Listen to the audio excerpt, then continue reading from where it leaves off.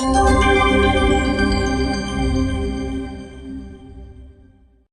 be the last one left when the lights go out. I'm down to one last breath, but I can't stop now. We all fall down sometimes, yeah, but that's just life. Hello विद्यार्थी, चलो Hyderabad, hello विद्यार्थी, चलो Hyderabad, hello विद्यार्थी, चलो Hyderabad, hello विद्यार्थी, चलो हैदराबाद, विद्यार्थी ऐक्यता, विद्यार्थी, विद्यार्थी ऐक्यता, विद्यार्थी, hello विद्यार्थी, चलो हैदराबाद, MSF जिंदाबाद, MSF जिंदाबाद, MSF जिंदाबाद, चलो हैदराबाद.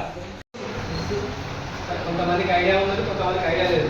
మందకృష్ణ మాదయ్య గారు 1990 సంఘం స్థాపించి అన్ని వర్గాల కోసం, ఒక వర్గం, ఒక ఎస్సీల కోసమే, ఒక మాదిగల కోసమే, మిగిలిన కులాల కోసమే కాదు, అన్ని కులాల కోసం, బీసీల కోసం, ఎస్సీల కోసం, ఎస్టీల కోసం, ప్రతి ఒక్కరి కోసం ఫైట్ చేస్తాడు. ఫైట్ చేస్తాడు. రాజకీయమైన, విద్య అయినా, వైద్యమైన, ఆరోగ్యశ్రీ మీకు తెలుసా?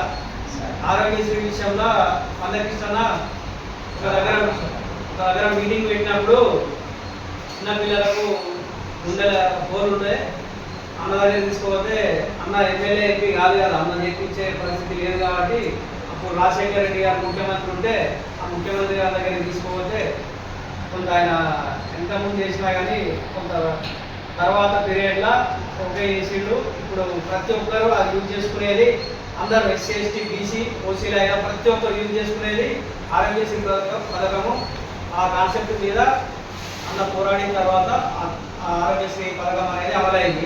ఆరోగ్యశ్రీ కాకుండా మొన్నటికి మొన్న ఈ మన లాస్ట్ టైం 2022-23 పీరియడ్లో కానిస్టేబుల్ ఎస్ఐ నోటిఫికేషన్ పడితే అందులో కొంతమందికి మార్కులు తక్కువ వచ్చే ఎస్సీ ఎస్టీలకు మార్కులు తక్కువ వచ్చిన వాళ్ళకు కూడా కట్ ఆఫ్ అనేది కొంత వెనుకబడిన తరగతుల కులాలు కాబట్టి వీళ్ళకి తక్కువ వచ్చినా కానీ కొంత అవకాశం కల్పించాలన్న కాన్సెప్ట్ మీద ఫైట్ చేస్తే అప్పుడున్న ప్రభుత్వం కూడా ఓకే చేస్తే చాలా మంది ఉద్యోగాలు వచ్చినాయి ఎస్సీ ఎస్టీలో.